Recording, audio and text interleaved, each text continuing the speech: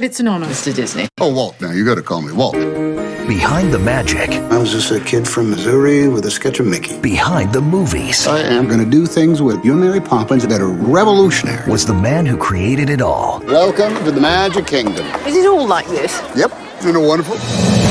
This December, critics are calling Tom Hanks simply sensational. Wow, there he is. Yeah! In one of the year's best films. That'll work. Saving Mr. Banks. Rated PG-13 in select cities December 13th.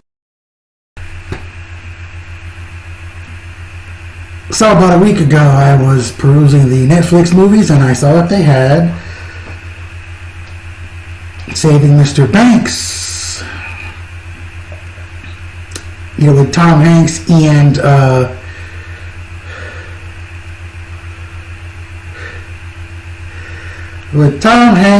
and Emma Thompson, and I was not disappointed. It's a nice movie, and of course, some people complain that obviously it's a commercial movie, and a lot of people complain that Walt Disney wasn't really such a great saint as he's depicted in the movie. Once in a while, he gets just kind of a tiny bit nicely firm with P.L. Travers, the writer of the original Mary Poppins novel, as his 20-some-odd year struggle to secure the movie rights from her to film Mary Poppins, comes, to the home stretch. He had made a promise to his little girls that because the three of them loved Mary Poppins, that he promised that he'd one way or another get the rights to make the movie. And granted, he did. Everybody knows that, the rest is history and all that. But it was really, really hard, and he just would not go back on that promise. Now, Tom Hanks, of course, is very warm and quiet, kind of paternal Walt Disney, contrary to what some people say about the real Walt Disney, but it happens. Remember these bio movies and all that, memoirs and all that. It's not the same thing as a documentary, because it's based on something that really happened. So even the bonus material on the DVD and the Blu-ray probably tell you some of this. Some people say that Walt Disney was an SOB and all that. Anyway, Emma Thompson's performance her performance is lovely. I couldn't have worked with P.L. Travers, that is, because, she had the biggest, longest stick up her butt. And they might have gone through a lot of songwriters and lyricists, etc., in real life, but the ones in the movie stuck it out, and that does keep the characters, to something of a minimum.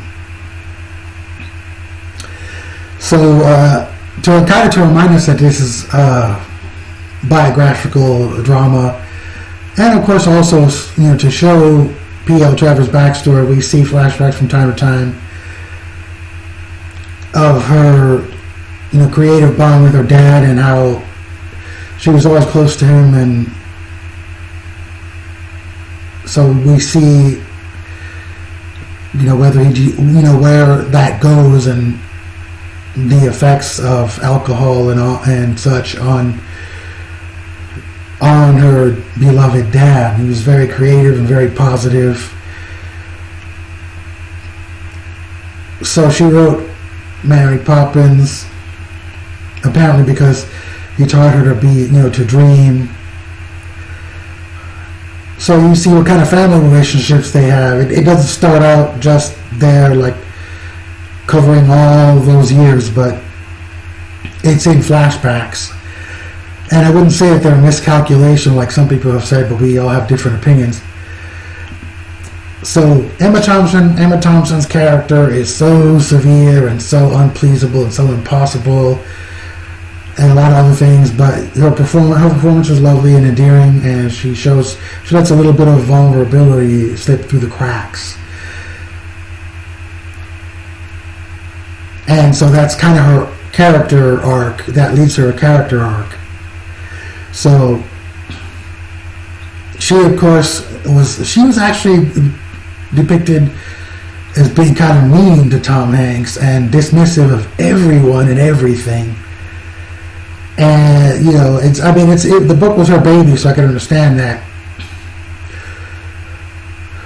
And I think at one point she says something about, let's not have any more drama, but she calls a lot of drama. And, people try to stand up to her. She tried to kick him out of the studio in the movie, but little by little she starts, we see if she starts to thaw just a bit. So, she even puts down Disneyland right to Walt Disney's face. So, I'm sure in real life he did some of the yelling. In fact, George Lucas said when he made Star Wars, during his battle to make Star Wars, that he had to do your own yelling, and it wasn't always that way, and like that. So, this movie kind of Hollywoodizes all the thrombos and all the arguments and creative differences that went into making Mary Poppins, and even briefly her opinion about Dick Van Dyke. So all in all, I would say it's a good movie. It's a biopic, and it's all right for the family. It is not an action movie, a blow 'em up movie, or anything like that. But it's it's a very good movie of its type. Very good movie of its time. Not the best, but a good, solid movie of its type, and it's uplifting and even kind of heartwarming towards the end. So I would say it's definitely recommended. And so this is George. Until next time, saying it's a wrap. Ciao.